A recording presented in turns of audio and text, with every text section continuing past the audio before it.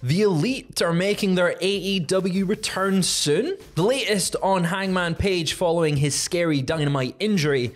And are we getting a new NXT show? All that and more on the news. So we're back once again, me and Andrew on the news for video 2, and we have an update for you because it's been a chaotic month and a half since the brawl out at All Out and the fracas that took place then. Thank you for the clicks. I stole that one from Tom. Damn, that was good. But the Elite are set to maybe return to AEW soon. They've been kind of not mentioned on TV at all for the past, well, since All Out. Yeah.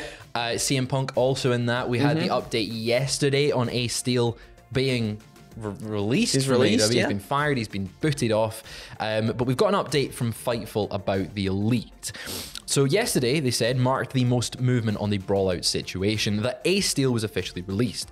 The Elite referenced on commentary for the first time since the incident, and CM Punk was featured in a Ring of Honor title montage, while the Young Bucks appeared on a AEW Rampage commercial. None of them were added back to the Dynamite intro, however, which was the first thing I think everyone sort of noticed after All Out, before Tony even came on screen and went, oh, we've not got champions anymore, was that they were missing from the intro. Yes. However, Tuesday was also the first time we've heard movement or optimism on potential returns, though that was left vague to Fightful. They were told that the parties involved are more in contact with the All Elite Wrestling now than they have been for a while, but the context was absent. Now, it's been a very tough situation to report because there's been numerous sources revealing like they're not in discussion, they've not heard anything, they've not been spotted, they don't know much, but it looks like we're finally are getting some movement. Obviously, as we referred to, Ace Steel gone. Perhaps the Elite are coming back, but Fightful continued, this comes shortly after the release of Ace Steel from AEW. JR spoke about Steel on Grilling JR. He said, he's a smart guy, he has a lot of product knowledge, solid hand. I thought he did a nice job. I didn't work with him directly a lot. I've seen him, he does a lot of short sentences. He does, he's a good lad. I have seen him at TV and he was always friendly and approachable. I'm sorry to hear that because I thought he was a good hand and did a nice job there. Things have a way of working out. You never say never, but I always thought that Punk is a nice guy that got Ace Steel his job. He's talking lots about nice guys because he was very loyal to CM Punk. He says, and there was nothing wrong with that. I don't know where all of this is going. I hate to see anybody lose a job, lose a paycheck. While he was there, he seemed to be a viable asset. But again, I don't want to work with him directly. I don't have any issues, pro or con, with him. And the bottom line is, another guy lost his job. That's what's regrettable. Yeah. God, JR. Yeah, he's given a long quote on Ace Steel. I'm not surprised he doesn't want to work with Ace Steel after the allegations of biting going on. Biting, chair throwing, all sorts. Chair throwing. Are you excited for a potential Elite return? Yeah, I think a lot of people are, and obviously now that we're coming up to the final AEW pay-per-view of the year in full gear. Yeah, 19th November. Yeah. I can imagine them turning up possibly there, like a big return, something happening there. If new trios champions are crowned, or if we get like the Death Triangle and them facing off against each other at the end of a show or something. I'll be very excited for that. This obviously as well comes at like a really harsh time for AEW with injuries and everything. Obviously Hangman recently too, and that's another one of their top stars like out. So I can imagine you probably want to start bringing some people back at the same time too. Obviously Punk can't come back because of his injury at the moment. We don't know if he necessarily will come back. Who knows? We'll see where that goes when we hear more about that. But yeah, I am really excited because we just got Kenny Omega back.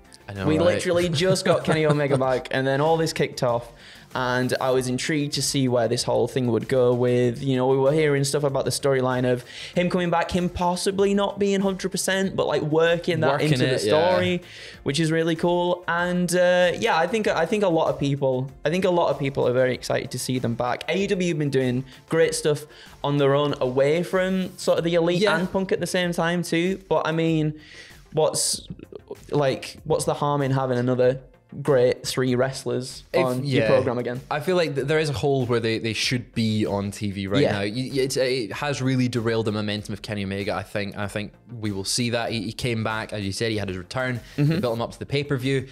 Won everything at the pay-per-view. It looked like, great, this is Kenny Omega and the Young Bucks back on form. And then the rug got pulled out and they're gone. It would be really a crappy situation if they don't come back to AEW in some capacity. They are the founders, after all. for me, I struggle to see what feud to put them in immediately upon return. Well, I guess the trio stuff, because, you know, they can work it into storyline that, well, we never necessarily lost these championships.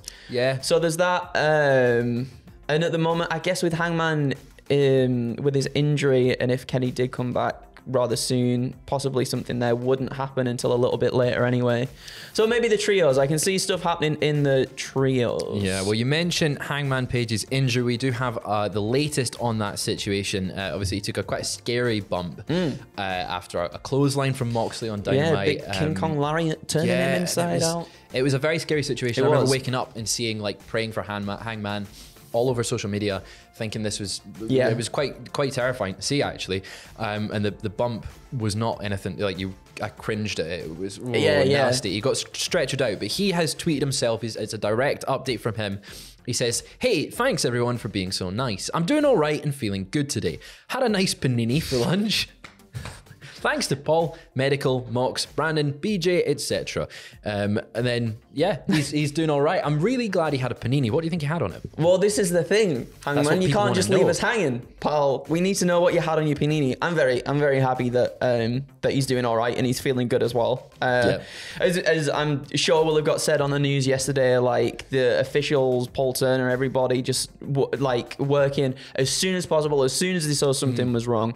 Was really, really good to see that. And I think even Chris Nowinski was like, acting that fast means that there's more of a good chance that something serious won't happen, which is really, really good to see. And just that he's still in good he's like this all the time. It's like, you know, when Big E as well suffered his neck injury too, and he was just in high spirits after the fact as well. Like, I'm very, very glad that he seems to be good. We wish him a very speedy recovery on his concussion. We've got another injury update sticking with AEW. In a recent interview with the Hollywood Life, the rising AEW star Chris Statlander gave a small update on her injury status. What did she say, Andrew? She says, "What are my plans for October and the rest of the year? Mostly just recovering from knee surgery, getting stronger and getting myself ready to get back in the ring. Unfortunately, it's the only thing I can really focus on right now, and I just want to heal as best I can." And obviously, Statlander currently sidelined with an ACL injury. It's the second one in 2 years as well. It reminds me very much of because she's been getting a lot of momentum, right? She had a bit of a gimmick change and everything. She became a bit more aggressive. Everyone was really excited for her to possibly go and challenge for the AEW Women's Championship, and that didn't happen. I felt like she should have been the one to take the TBS belt from Jade. Definitely. Well, I mean, it felt like something was building up there as well for that to actually eventually happen. It reminds me very much of Tegan Nox, in terms of Tegan Nox getting all this momentum behind her, and then unfortunately she had her knee injuries as well, and all the momentum was just taken out from underneath her. And I'm very, very hopeful that when Chris Statlander comes back, we do see her back in that picture again as well, because she was so good. Like, the crowd have been behind her for a long time, and I want to see her. I want to see her like hit that top spot, because she's one of the. I think she's one of the best women on the roster. That's my opinion. Yeah, no, I completely agree. I completely agree there. And hopefully to see her in that position, hopefully it's sooner rather than later. That's the thing. Anyway. We want to capitalize on when she's at our hottest in terms of like crowd momentum. Yeah, and it felt like she was there. And it's the rug sweep type of our moment, and it's no one's fault, at all. Hopefully this injury she'll recover from it soon, and I really hope that they still have that moment that she can take the belt off Jade. I think she will. I feel like it's maybe prolong Jade's undefeated streak a bit, and we'll get back there.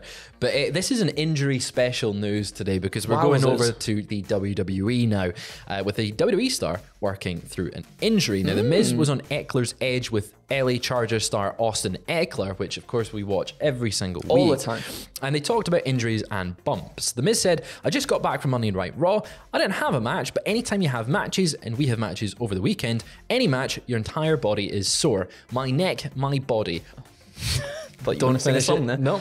"When I'm done, I don't feel it. Then the next day, I'm like, where's this coming from? I have a bursa sac that I bursted that it just keeps blowing up. It'll go away and then comes back. I messed up my shoulder a little bit, and you try to work out and work through it and maintain your body." Miz is someone who has been pretty much injury-free throughout his entire career, aside from last year's ACL tear, I want to say.